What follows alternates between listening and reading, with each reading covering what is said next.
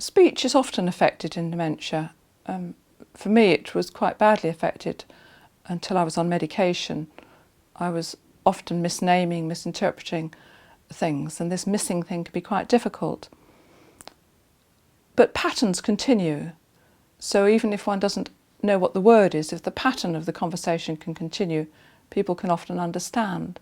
But if you look at these pictures on the slide, the first one is quite obvious what it is. It's only part of the whole picture, but it's easy for most people to recognise that it's part of a flower.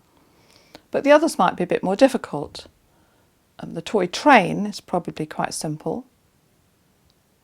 But the pile of coins perhaps gets a bit more difficulty in working out.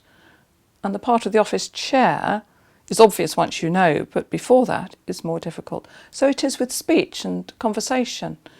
If one can catch just a flavour or a hint of what the person is talking about and can latch on to that, often the person can pick up the pattern. It's one of my challenges here. I live in a place where there are other people with dementia, and there's one lady who talks almost all the time in word salads, and it's my challenge to get her to talk some sense. I sit and listen to her and we talk back and forth. I pick up the pattern of the conversation, even if I don't know what she's talking about, and eventually she'll say a word that I can pick up on and talk about it. And after some time, usually, we'll start talking sense to each other. And her husband will say, "How did you manage that?" It takes time, though. It doesn't work every time, but often it does. When we have dementia, we often ask the same question over and over again, and it can drive people round the bend. But it doesn't often help to answer the question because we don't really want to know the answer.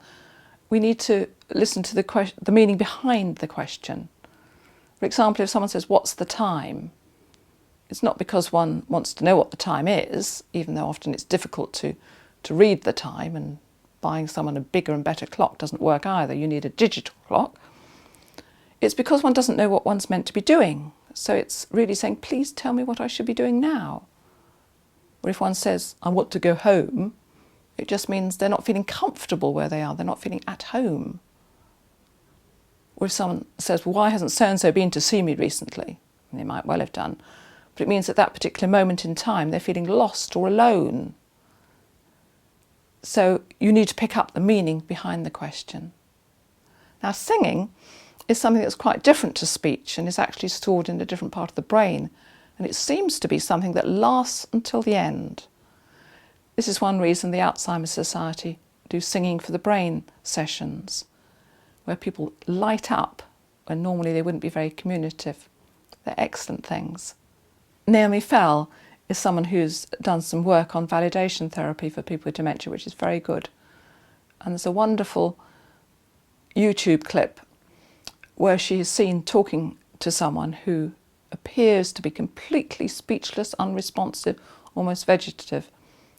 And yet by the end of the time she spends with her, she's actually singing a song herself. It is amazing. So singing songs that they knew in the past. For some people, it might actually be nursery rhymes from the past. Or if someone spoke a different language when they were little, they might actually be reverting back to that language and need perhaps nursery rhymes in the language in which they were brought up initially. Singing is certainly worthwhile.